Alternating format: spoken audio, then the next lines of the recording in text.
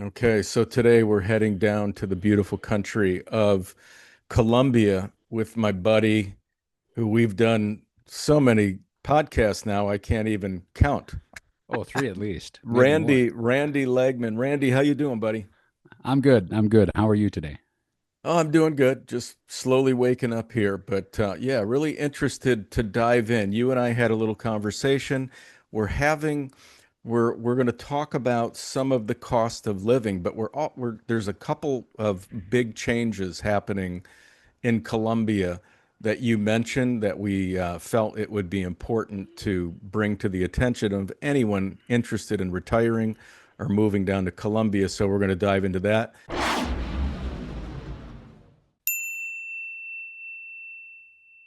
Randy, give them a little bit of backstory about who you are, how long you've been down there in Colombia, what part of Colombia you're in.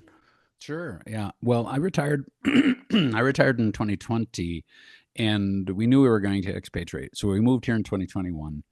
Our first choice was France, but we were in during the pandemic, and everything was closed. So Colombia opened a little bit earlier than other people. So this was our second choice. It's a beautiful country. We've been living here now since 2021. We started.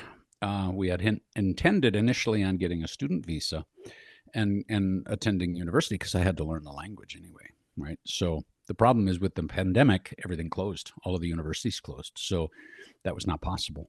So we ended up buying a house and qualifying for an investor visa called inversionista, and we did that for a couple of years, and then we switched to pensionado or a retirement visa after I started getting my social security and my pension. So it's been about a little over 4 years. We started in an apartment in Manizales, which is a very nice, beautiful city. One of the, well, has the reputation of being the safest, big-ish city. It's about 500,000 people, give or Hmm. take, in Colombia. And it's in the coffee growing region called Eje Cafetero, Hmm. which is also reputed to be the safest zone in Colombia. So people are worried about violence and cartels and all of that. It's absolutely here in Colombia, but not here, not in this part. And I Yes. think my theory is that the coffee growing industry is so important to the country, to the economic engine of the country Yes. that they just don't tolerate anything here, right? They don't Yeah. want it interrupted. Well, So the coffee is good in this coffee Colombia. is outstanding. It's Yeah. outstanding in Colombia. Yes, it is. Amazing. Yeah. So we've been here for about a little over 4 years. We started in Manizales. We were there while we looked for a house. We found a house in Santagada, which is outside of Manizales. We had that for a couple of years. We sold it. We can talk about that because there were some changes in the investor visa that people are going to want to know about. And then we've been renting. We rented a house in a conjunto, which is like a gated community. And then we went out in the country to a finca, which is like a farm or a ranch, and decided to get back into a conjunto cerrado or a gated community for reasons we can talk about if it's relevant to what you want to talk about today. Yeah. But that's kind of our history. My spouse and I are here. She's retired as well. She's a retired medical provider and veterinary medical provider and human. And of course, we have animals. We have 3 dogs and a cat, and we love it here. I mean, we absolutely love it here. The nature is amazing. It's the second most biodiverse country in the world. There are the weather is perfect year round. You pick your Yeah. climate by your elevation, and once you're at an elevation, it's the same year round. Yeah. um, Yeah. Animals, birds, wonderful. The naturaleza here is incredible. The food is wonderful. The people, that's the number one reason we came here. Yeah. We had visited a lot of different countries in Colombia. The people are just amazing. They're welcoming and they're warm and friendly and tolerant. And, so yeah, Yeah. it's very good. Yeah. Thinking about moving abroad but not sure where to start? You're not alone. There are dozens of countries that seem amazing on the surface, but how do you know which ones are actually right for you? The wrong move could be stressful and expensive. That's why at AdventureFreaks.com we created the Ideal Destination Finder. It's a fun, unique tool that helps match you with your top 3 destinations based on your lifestyle, budget, and priorities. All you need to do is go to the adventurefreaks.com website, scroll down a bit, and you'll see the ideal destination finder. Click it and start the quiz. It takes about 3 minutes, and it could save you months of research. So give it a try and stop guessing. Now let's get back to the video. Yeah, I love Colombia. It is on the top of my list, and for all of the reasons you mentioned, it's really a terrific place to live.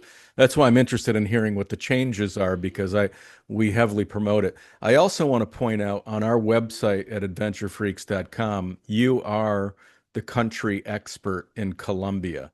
So Oh, anybody who's okay. interested, yeah, Randy is the so if anybody's interested in gaining more insights or information with somebody who's been living there for years, boots on the ground, has purchased real estate or rentals. Randy knows how to do it all. You can book a consultation with him through adventurefreaks.com. Under the Mhm. country expats drop down menu, you'll see it, and you'll see a picture of Randy and his wife, Lisa Mouse, right? Mouse. Yeah, she prefers Mouse. Yeah. Okay. It's now her legal middle name, including on her passport. So yeah, Yeah. Mouse. So you're still living in the coffee access there? Yep, absolutely. We're just a little bit outside of Palestina in Okay. the Departamento de Caldas, and it's in the same department as Manizales. So we're still close, very close to where we were. We haven't moved, even though we've moved 3 times. We haven't moved more than about an hour's drive one way or another from where we originally started, because it's just a really lovely part of the Well, country. it's a beautiful room that you're sitting in. I love the Oh, windows. thank Now, you. is this a house that you're renting? Yeah, this is a house that we're renting. It is one, two, three, 4 bedrooms, 2 bathrooms, a nice living room, dining room area. We have our own private yard. It's in a conjunto cerrado, which is a gated community, Okay. fully fenced in our yard. Plus, the gated community is fully enclosed, and we have a good bit of yard for the dogs, which is nice. And we have a car now. We bought a car, which I don't think I had one when we first talked. And our rent here is 1.8 million pesos a month, which comes out to about $450, roughly. Wow. Okay. So that's incredible to me because, when we first started doing these podcasts, you were living in this humongous house. I remember the first one that had this balcony that almost it was like a all the way around the entire home. It Yeah, was that just was a huge. I beautiful mean, you had a place. tremendous amount of square footage, and you were Yep, paying under 600 a month for a space like that with incredible views. It looked like incredible the views. Yeah, the views looked like Tuscany to me because you got the yeah. rolling hills of this coffee region, which Hmm. really to me it emulates Tuscany in a way. It's just coffee, not it. Right. Um, Instead of vines, right? but Yeah. I would think, with the just the movement of people that are escaping the high cost of living here in the US, Canada, UK, that those prices would be going up, but it doesn't seem like they are. If you're getting a 4 bedroom, 2 bath place for $450, that's impressive. Yeah, it's really quite affordable here. And I don't see the rural and the small towns really aren't changing much. The Okay, bigger gotcha. towns like Manizales, Pereira, Armenia, some of those places, and all in Eje Cafetero, all in the coffee region, Yeah. their prices tend to be creeping up. So when you get into the urban areas, yeah, you are going to see the rents go up quite a bit. This is much more affordable living in a small town just outside of Palestina. We're 5 minutes from Palestina, where they have all of the shops and all of that stuff that you Yeah. need. And here the rents really have been stable. Even though there's been some inflation, it really has been very stable. We haven't seen the prices go up much. Well, I've seen the significant climbs in Medellin. It seems like everybody's kind of focused in and honed in. A lot of these retirees and expats go Right. to Medellin, and I was like, oh, I saw some of the prices for like apartments that you can purchase Oh, there. They were insane. astronomical over there. Astronomical. Yeah, Yeah. absolutely. Medellin in particular has a kind of a romantic draw for expats, which of course drives the prices up. Yeah. And the other part of that is not only does it drive the prices up for expats, it drives the prices up for locals. And there's this sort of gentrification thing going on that a lot of the locals and the government is pushing back on, because there's just so many people coming in, and in the bigger cities it's driving the prices up beyond reach for locals, right? Yeah. Have you heard that there's an increase in the cost of rentals and real estate in Bogota as well, or? I have not heard, and Okay. I'm so much of a country small town person that I don't really know. So, I know people who could answer that. So if somebody wants to, you say that I'm the expert on Colombia, I'm fine with that. And if there's something I don't know, I know who knows, right? So, Yes. Yeah, so I exactly. can find out. Okay. But Bogota, I just met some friends, expats who have been in Bogota. They bought a condo not far from the consulate, the Okay. American consulate, and it was pretty expensive. Yeah. Yeah, so I think Bogota, Medellin, uh, Pereira, Manizales, the Pereira is about 1 million people. Manizales is about 500,000. They're creeping up, you know, a bit, but Yeah. Medellin and Bogota, Medellin for sure, through the roof. The prices are insane. Yeah. Okay. All right. Well, let's dive right into it. Let's dive into the big changes so that the viewers can kind of wrap their head around if Colombia is still the ideal destination for them to move to. So let's start out. You said there's some changes with the visa requirements. Let's start there. Okay. In There was, without going into gory detail, there was a resolution issued by the government July 22nd of 2022, which takes a while to roll into use, called Resolution 5477, which restated a lot of the requirements for visa. There was one small but very important change to the Migrante Pensionado visa. Okay. That's the initial visa that you have to get when you come here, and you have to maintain a migrante or a type M visa for 5 years before you can get your residency. Okay. Okay. So, one very important change that they made in that particular visa is that pensionados or retirees Yep. are no longer permitted to participate in the healthcare system at all. Okay. Okay. So when you come here, a lot of people have come here and they say, oh, well, I can get into EPS, is what it's called, their Mhm. healthcare system. I can get into EPS and it costs, 50, 60, $70 a month, and it covers everything. Yeah, no more. That's gone. Okay. And people who are here with a pensionado visa, retirement visa, when they renew, because you only get a visa for a year or two, maybe 3, if you're lucky, and then you have to renew. On renewal, they're saying, well, you have to completely disaffiliate from EPS if you want a new visa, and you have to buy private health insurance, because you can't be here legally without having insurance. Hmm. Okay, they require that you have insurance, Yeah. but they're not going to allow you to participate anymore in the Colombian healthcare. So you have to buy a private policy, and depending on the policy, you can get a barely adequate private policy for maybe 1,500 or 2,000 a year, Okay. dollars. Yeah. Or you can get a one that has really good coverage that's probably more like 5,000 a year. But you have Okay. to have it, and you have to prepay it in for whatever period you want for your visa to be. So if you want a 2-year visa, for example, you have to go out and buy a private policy that the Colombian government will approve, and they don't approve all of them. It has to have certain coverages in it. You have to buy one and prepay it for the full 2 years if you want a 2-year visa. If you Hmm. buy one for 3 months, and you prepay for 3 months, they'll give you a 3-month visa, and that's it. And then you have to do the whole process again, and it's a really complicated process doing your visa Okay. renewal now. So, so the big difference here for retirees is that you will have to buy your own private insurance policy. You're not going to be allowed to be on the Colombian healthcare system anymore. Okay. That's a big deal.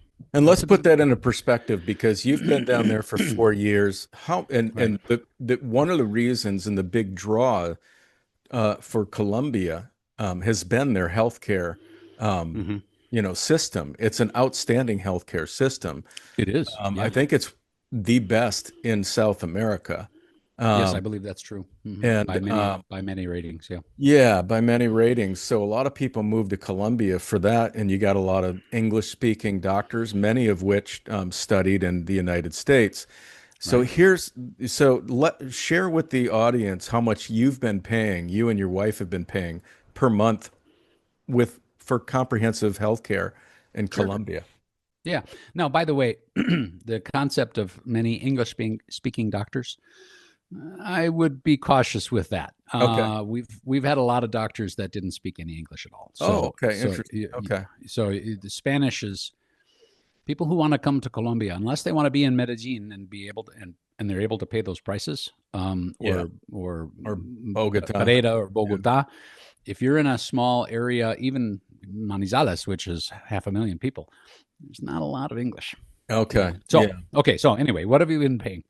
Since we started participating in the EPS system, which when we first came here, they said you're required to do. And now they say you're prohibited. Okay. That's a big change. We are paying about $60 US, give or take exchange rate a month for both of us combined. Wow. And that covers medications, that covers doctors, that covers specialists, but that doesn't give you the high priority. There is a collection of policies you can get in addition to that called prepagada, Hmm. which is prepaid, which is more like 300, 350 a month, which will give you high priority access and it'll give you access directly to specialists and all that kind of stuff, right? Hmm. But aside from that, just the basic Colombian healthcare EPS is about 60, 50, $60 a month. And that covers everything. You can get to the specialist, but you have to go to the generalist first, and you have to get a referral, and it covers the all of that stuff. I mean, you could have your copays. You might have a copay of $1 or maybe $2. I think the biggest copay we ever had for a specialist was I think $6 US. I mean, the copays are almost non-existent. Yeah. There's no out of pocket maximum. It covers everything right from the beginning. Every year, there's no, $10,000 out of pocket maximum, all of that BS from the US. Nothing like that. Covers everything. Yeah. One example that I had is, and to give you an example of both the cost and the quality of the healthcare, I personally have a medical problem that is with my eyes. I have optic nerve atrophy. And for all my life, I've had this problem that all of the neuro-ophthalmologists, they say, in the US, they say, oh, yeah, you got this problem. We don't know why. We don't know what to do about it. Good luck. And that's it. They don't know anything because it's very rare. Well, when I got here, I went to an ophthalmologist and he said to me, well, we might be able to find out something. So he sent me to a geneticist, which is, of course, a specialist. And the geneticist, there was no copay. And she ordered a genomic sequence on me to find out what exactly I had. And they said, well, yeah, this is what you have. You have OPA1 genetic mutation and all of the details. And the copay on that was $10. And in the Wow. US, that would have cost $10,000. Yeah. And the Yeah. insurance probably wouldn't have covered it at all. Yeah. So now for the first time in my life, I know the cause of my problem. There's still no treatment for it. Okay, Yeah. that's fine. But once you know what it is, you at least can keep an eye on what's going on in the world in terms of, research and treatment. Well, Mhm. I had to come to Colombia to find that out. And it Isn't cost that me a something? whole $10. Wow. That's such an amazing story. And it's so true. There's so many people that I actually know. I have friends that have these ailments and they go to the doctors over a period of time and the doctors just say, we don't know what it is. And so then people just live with this thing Yeah, that there's right. no answer to what it is. And you just kind of, and you move through life and then you go down to South America, you move to South America and they have a specialist identify what it is. Yeah, that's That's amazing. incredible. Yeah, it's amazing. And for the first time in my life, I mean, they actually took the time to investigate, and I think that's the problem. Is Yeah. in the U.S. the healthcare system, there's no impetus because all No. it does is cost them more money, Yeah. and they don't want to dig into these rare situations. They just want to, give you a pill, pat you on the head, and send you out the door and send you a bill, Yeah. right? Yeah. Yeah. And here, there's much more of a focus on care, whole person care. A Hmm. lot of the doctors, when you talk to them about a problem you have, the first thing they'll do is they'll talk about nutrition. They want you to go to a nutritionist to find out what it is you're eating. See if maybe the food you're eating is causing this, right? Right. As it's not a take a pill culture like the US is. They Yeah. actually Yeah. care. Yeah. Yeah. Yeah, that's amazing. It is truly amazing. All right, well let's back up a little bit now and go back to visa Yeah. requirements. Do you know if the income requirement is still the same there? Yeah, the income requirement is a function of a multiple of the minimum salary, monthly minimum salary. Okay. And we'll come back to that when we talk about investor visa as well. But it's a certain number of multiples of the monthly minimum salary, and that hasn't changed. Okay. As the minimum salary goes up, and sometimes it goes up 2 or 3% per year. 2 or 3 years ago, it went up 10%, right? So it Mhm. can vary. Well, it can vary up. It never goes down, Yeah. but it's not significantly different than it was before. So Okay. you don't need an enormous amount of income to qualify for a visa. Yeah. But again, back to the healthcare thing. Now, in order to do this, you have to be able to prepay for a private insurance policy that is considered acceptable to the Colombian government. Specifically, it's a group called MRE, Ministerio de Relaciones Exteriores, which is Cancilleria is another one. But they have to approve it. They have to look at what all is covered, and they may or may not approve it depending on the coverage. So you have to have things like repatriation of remains, right? So Hmm. if you die here, the insurance will cover sending your body or your remains back to your home country. Hmm. That's not a typical healthcare policy Yeah. coverage. So if that's not in there, they'll probably deny it. Yeah. Yeah. So instead of paying, $50-$60 a month, you're going to have to pay, thousands per year paid in advance for years, Uh-huh. right? You might have to plunk down, 3, 4, 5, 6 grand to get a 2-year visa. I see. Um, and then that insurance, I mean, you have to keep it, right? Because you can't function here without insurance. If they Right. find out that you've canceled it, they could technically cancel your visa and toss you out. Right? Sure. They could. Yeah. Now, whether they do or not, I can't. I don't know of anyone I don't know of anyone personally that's happened to, but it certainly could happen. Yeah. Um, but they don't want you on the EPS system anymore for Interesting. pensionados type M. That's very specific. Yeah. Type M visa, which is migrante. Now, I want to talk to you just a little bit about some of the soft changes that have been going on here. Okay. That's an explicit law, right? That's a decree. You can look at the law and it says it right there. You can't be involved in this program. Hmm. But some of the other things that have happened that have been a little bit more squishy is how they interpret the laws. Okay. So, for example, you have to have a Type M migrante visa for 5 years continuously. Important word, continuously, before you can qualify to apply for a resident visa. Okay. Okay. What has happened to us every time when So, we have a Randy, type? let's back up. So, to Yeah, qualify for a residency visa, you already right. have residency there. So, are you talking about permanent residency? Yeah, we have temporary residency with a migrante visa. Okay. For a permanent residency, which is, I believe, a 5-year term. I believe, or don't quote me on that because I don't have one, so I haven't looked at it. But you have to have 5 years continuous Type M visa, Okay. migrante, which is temporary residency, in order to get a permanent resident or a Type R resident visa. Okay. But here's the problem. every time we've renewed, and we started with a 1 year visa and we renewed, and we started with another 1 year visa and we renewed, and now we're on a 3 year visa, which one would think would be 5 years. Nope, that doesn't work that way, because every time we renewed, they cooked up some ridiculous excuse for causing a delay, which caused a gap of 2, 3 days, 5 days, a week, whatever. And we have to get a temporary permit called a salvoconducto, which allows you to stay even though your visa has expired because your renewal is in process. Mm-hmm. Well, every time that happens, our counter goes back to zero because it's not continuous. So even though we've been here on type M visas, every time we renew, it goes back to zero. So our 5 years starts over.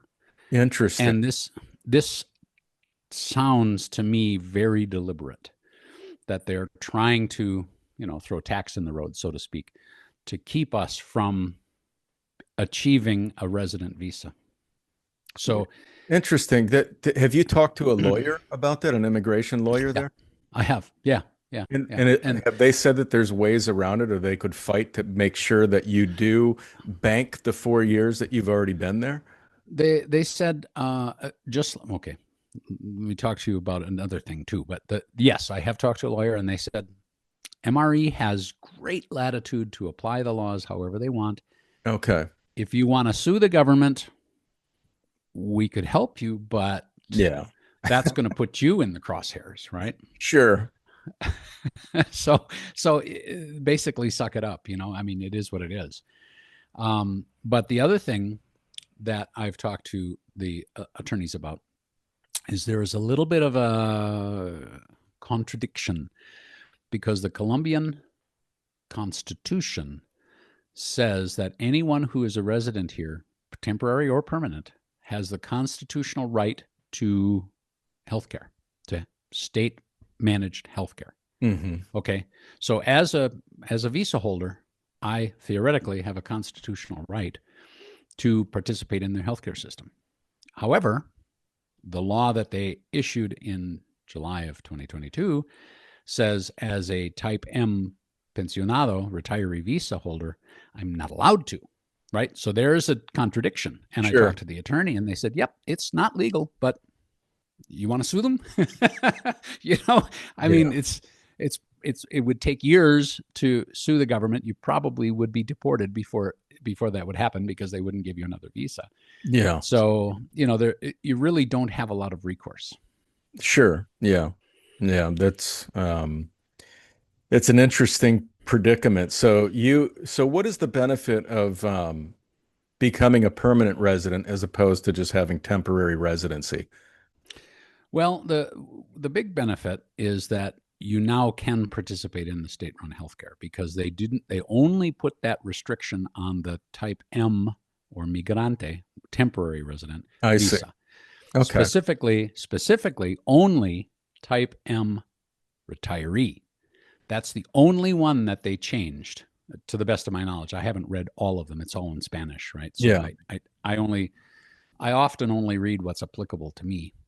But they only changed the type M pensionado retiree visa to restrict it. So once you get to a resident visa, you don't have that restriction anymore. So now I you see. can participate in the healthcare system. Also, the type M visa can be issued for 3 months, a year, 2 years, 3 years, but no more than 3 years. Hmm. Whereas I believe a resident visa, type R, permanent residence, is you get it for 5 years before you have to renew. I believe. Okay. So you're on your fifth year of being there, but it's indicating to them that you're starting from scratch. You're Yep, because starting. they starting from zero. Every time we've renewed, we've started back at zero. uh, So we've just accepted the fact that they will probably never allow us to become a resident. Wow. Okay. That's great information. Well, that's good information for anybody considering moving there. The other Right. thing is that as this moves forward, I'm guessing there's going to be typically, there'll be some offerings of private insurance that will probably come down in price over time, One because would it's, hope. yeah, because it's new and it's, they're probably, they're going to be high. But even if you can get an insurance plan for $3,000 for the year, that's still pretty affordable compared to the United States. It is. And I've seen some people say you can get one that qualifies for the visa for about 1,600 a year per Sure. person. Sure. Okay. Which is still much more affordable. But the coverage is, Yes. the more you pay, the more they cover, right? Sure. So there are exclusions and deductions and copays and all of that stuff. And all of them require that you pay for your care in advance and then you request reimbursement, right? Okay. So you have to pay for it, get a receipt, send it in, and get the money back, Hmm. which, I mean, that's fine, as long as they cover something. Yeah. I currently still have APS. So I haven't looked into the details of the individual policies, but I have seen some people say you can get them for about 1,600 a year per Yeah. person, Yeah. Okay. right? Which is still, not terrible. It's 120, 140, 150 a month, Hmm. plus, plus or minus. And of course, that is a given exchange rate too, right? As the exchange rate changes, that changes too. but uh, but it does mean that you have to pay for your services and then get reimbursed for Yeah. whatever they choose to reimburse. And there are limits for how much they'll pay, etc. Yeah. The other thing I wanted to mention, um, real quickly, I hope I'm not derailing your train of thought, but one thing I wanted to mention here is that the healthcare system here is very good. And if you do need to pay out of pocket, right? If you do need to pay for something that's not covered by insurance, or you choose for priority reasons to go to a private provider instead of going through the insurance, like we've done, like Mouse did for a dental implant, for example, it's not anywhere near as expensive as the US, right? Mhm. So she's doing an implant for a tooth that needs to be replaced, and the original surgery, putting in the implant, putting in the anchor, doing all of the bone work, the surgery, all of that, plus then doing the implant itself, um, all of the work total out of pocket, no insurance at all, was a little less than $2,000 US, Okay. right? And the last time I talked to somebody in the US who had okay insurance, they paid almost that as a copay, Sure. Yeah. right?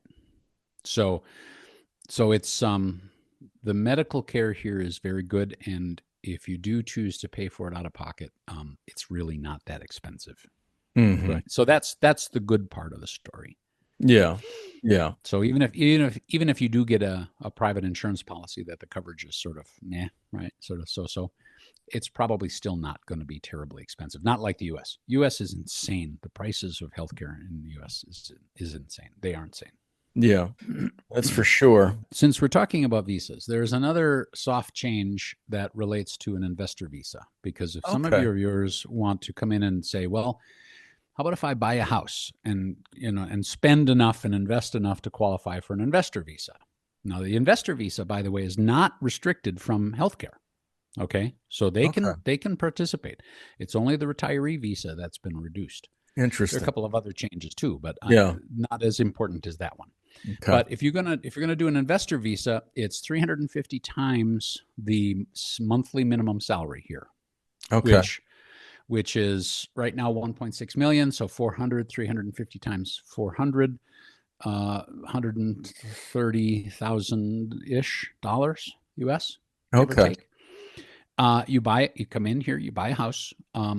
You're going to have to pay cash for it, right? Because you're not going to be able to finance it because Right. extranjeros, foreigners can't really get a mortgage here. So you come in, you buy a house, 130, $140,000. You get an investor visa called inversionista, is an Okay. investor. And in the past, this is what we did. This is what we did in 2021. We bought a house and we qualified. And in the past, the Colombian government has grandfathered in anyone who initially qualified. So you buy a house, you qualify the first year, and then when you go to renew, you still own the property. You haven't sold it. Okay, fine. And you occupy it, right? It can't be a rental property or anything like that. That's a different, that's more of a business visa. But you still have it, you still own it, fine, renew it, right? And that happens again and again. And once you qualify, in the past, once you qualify, your initial investment was grandfathered in. No Hmm. more, no more. So we got stuck in that where we qualified the first year. We got a 1-year visa. We renewed a year later. We still qualified. They said, okay, you're fine. You still own the house. Well, the next time, 2023, we went to renew and they said, oh, so sorry. Well, they didn't say sorry. They just said denied because our initial investment was qualified in the first year, qualified the second year, but now in the third year, the monthly minimum salary had gone up enough where our initial investment from 2 years prior was no longer equal to or greater than 350 times the current minimum wage, Uh-huh. the current monthly salary, which has never been the case in the past. They've always grandfathered you in, no more. So if you're going to come here and buy a house and qualify for an investor visa, you have to buy a house that is of a value that is high enough that it'll accommodate any increases in monthly salary for the next 5 years at least. Because remember, we said 5 years of a type M visa before you qualify for residency. So at least 5 years. So it could be, from my experience, the most they've ever gone up in 1 year is 10%. So Okay. 10% per year, if you think about that, 10% per year increase is a comfort zone, so to speak. So you have to look at the current year minimum salary times 5 years of 10% per year compounded, right? So now your investment of 130 is going to be more like double that or pretty close to it. Yeah. 190, 200 maybe. Yes. And in order to continue to qualify, because they probably won't give you more than 1 year at a time, right? They That didn't is us anyway. fascinating. That is such a that's almost seems just terrible to do to people. They It invite is you, because they invite have a you house, in, they invite you in to for an investor visa to invest in the country. You yep, qualify by what their requirement is, and then 2 years later, they're saying you no longer qualify for the investor visa. that's what happened to And us. you're and Denied. you bought it and you bought a house that Yeah, you're sitting on. That's yep. You own a house, you're living in the house. Oh, too bad. You're wow. denied. So if you don't have another option for another type of visa, no, you have no choice. You have to leave, right? You have to leave. You have to sell Yeah. your house. Or you could keep your house, I suppose, and make it a summer vacation home. But that's expensive, right? I couldn't do that. Has there Um, been any backlash to that law at all or no? it's not a law. It's not That's a the law. problem. It's not Okay. a law. It's their interpretation of the law. Okay. So it's they could have been doing this all along, but their interpretation has become increasingly strict with this current administration. I would think there'd So be some pushback though, as these investors, as these retirees, as these expats are flocking to Colombia, especially in Medellin, that right. you would think that, the awareness of this is becoming more, in tune with the people that are living there, and then they would start questioning it a little bit more Well, but you to put but you think pressure. about yeah, but you think about Medellin. You're never going to buy something that is so cheap at 350 times the It's monthly true. That salary, is very, yeah, right? good It's point. always going to qualify. It's when you Yes. get into these rural areas and these small houses where you want to buy something affordable at 120, 130,000.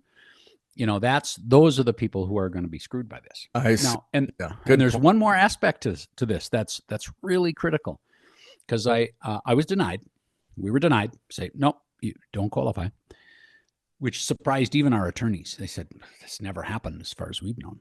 Yeah. So I asked them to ask the government, the MRE, can I make an additional investment? I can buy a lot somewhere for another 20, 30,000 to qualify, right? And they said, no, you can't do that because the investment that qualifies for an investor visa is called a foreign direct investment.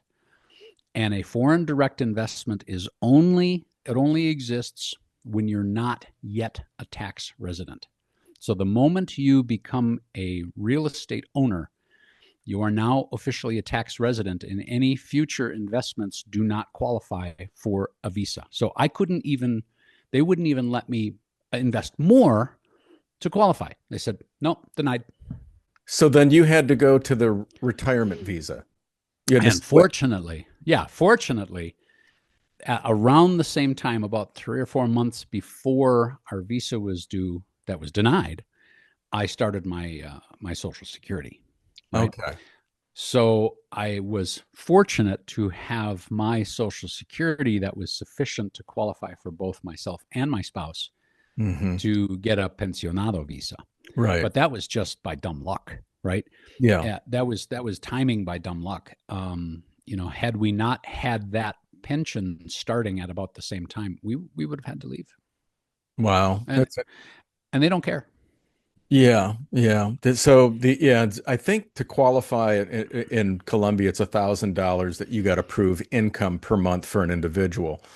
Uh, Yeah, and it's a little more. It's not twice that for two people. I think it's like 1,600 or something like that. okay, so they Don't go. quote me on those numbers, but Yeah. the it's in the laws. You can look at how many times the monthly minimum salary it is for qualification. Okay.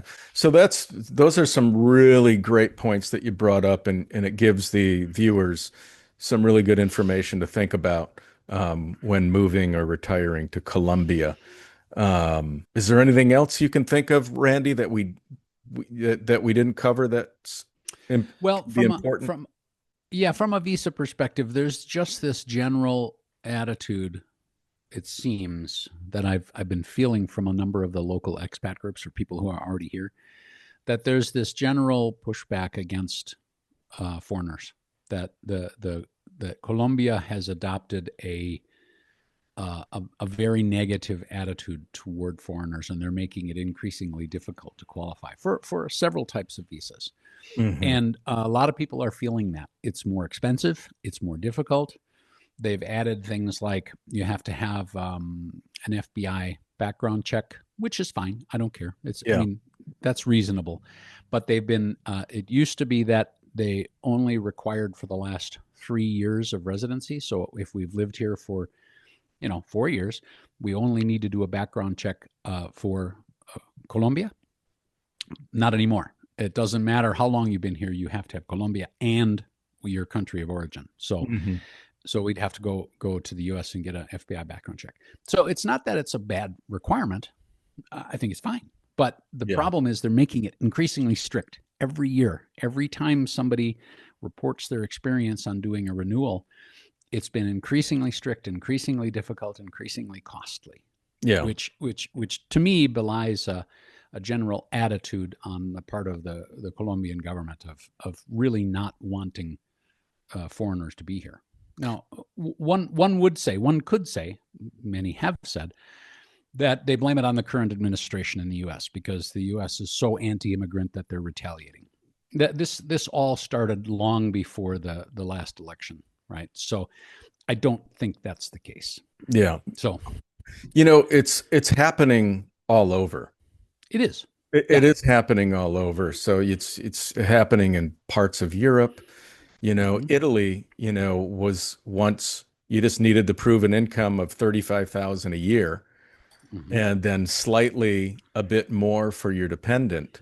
Now, if you're married, it's 35,000 a piece. Yeah, It yeah, just yeah. doubled. It just It just. doubled. So now you Mm-hmm. have to, as a couple, show that your pension is 70,000 a year. Which But which is beyond what some people can do. it's way beyond which many people can do. And then there's things happening all over right now where there's shifts. There was some tax regime shifts in Portugal. It's just it's spreading, and I just think there's just a big movement of people that are looking to escape the high cost of living where they're at, and Right, these countries that are so desirable to move to. One of them is where you live in Colombia. They're right. starting to go, what are we going to do to manage this?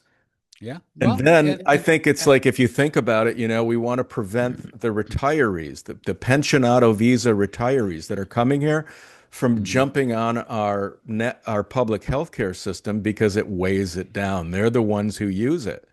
Right. You Right. know, so Exactly. it's like all these countries are trying to kind of figure out. Even Mexico is extremely expensive now as far as meeting an income requirement to move there for retirees. Right. So there's been a lot of shifts and changes, and everybody's trying to navigate it and figure out where is still the best place for us to It's move very, to based on our it's, budget, and it's very can we dynamic. qualify? And can we Yeah. qualify? Right. And that's very dynamic. Can we qualify and can we afford it? Right. Because, Yes. like, increasing the cost of healthcare in Colombia is a big deal. I mean, you're Yes. doubling or tripling their cost of healthcare to come here, and your coverage won't be as good. Yeah. Okay. So that's a big deal. People who are kind of on the edge of being able to afford it already are really impacted by that. Yeah. Um, I have some friends who I just visited in Portugal last week, 2 weeks ago, and they just reported to me that Portugal just is in the process of making a change to increase their residency time to residency from 5 years to 10 years Yes. before you can get residency. Right. So they're making changes too. France is making changes, right? So, and you Yeah. mentioned Italy. It's Yes. it's a it is a global thing, and with so many people wanting to get out of certain countries like the U.S. that are insanely expensive, Yeah. there's a lot of demand, and you're right. They're just trying to manage that demand, and I don't blame them. Yeah. Uh, you don't want open borders for everyone, right? You want to be able to manage it at least to some degree, especially with healthcare. Right. If you're barely managing to provide healthcare for your citizens and the people who are here already, you don't want thousands more coming in every month, right? Yeah. So I get it. I get it. Yeah. Yeah. It's more difficult. Yeah. Yeah. Well, let me ask you this, and just out of curiosity, living where you live in this Right. beautiful section of the coffee, what can people live comfortably on, in your opinion, out there now? You've been out there for a few years. Yeah. The rentals, the cost of grocery. Just what do they need per month to live comfortably out there, in your opinion? Well, we have been. I'll just give you my personal experience. We have not been budget conscious, right? We Okay. just get whatever we want, right? Go to the stores and buy whatever we want. Stuff that we, like I don't know if you can see on the video my spiffy new desk here. Just a This little is bit. It's Yeah, just a, it's custom made. It's 3 inches thick, one piece of wood cut out of a tree, and oh, we got a comparable bar in the other room made out of the same tree. That's beautiful piece. I mean, it was custom made for us to yeah. my specifications. Okay, so Wow. you can get as extravagant as you want here, but Yeah. um, our general living expenses, living really almost unconsciously, buy whatever we want, Right. is no more than about 2,000 US a month. Now, Like, that said, that's crazy. we've looked at reducing our budget because of this problem with the visa and healthcare and all that. We Yeah. are thinking that we might not be able to stay, so we might have to move somewhere. Yeah. So we are readjusting our spending habits to be I don't want to say minimal, but much more frugal than we have been. Yeah. And we're expecting that that's going to come in at about 12 to 1,500 US a month. So when you say move somewhere, what do you mean by Yeah. that? We may have to leave Colombia. Okay, gotcha. So you would go Yeah. somewhere else that's a little bit more affordable. Or a little bit more Um, approachable, right? okay. Yeah. Because like, I love France. I used to live in France. I would love to move to France, but it's not as affordable as Colombia, Sure. right? Yeah. But in the long run, it might be a better choice for us because we eventually can use the healthcare system there, which Yes. that may change too, right? Who knows? They may start restricting it as well. But we're basically being we're in a situation where we are feeling less and less wanted by the Colombian government. Uh-huh. So we may decide to move somewhere that's a little bit more, a little bit more possible. Yeah. Yeah. And France or Portugal or, Italy, probably not. I love Italy. Yeah. Like I said, I used to live in France. I speak the language. So, that wouldn't be a big deal. Yeah. Yeah. But so if we move, we know it'll be more expensive somewhere else. Yeah. Yeah. That that's almost certain. Yeah.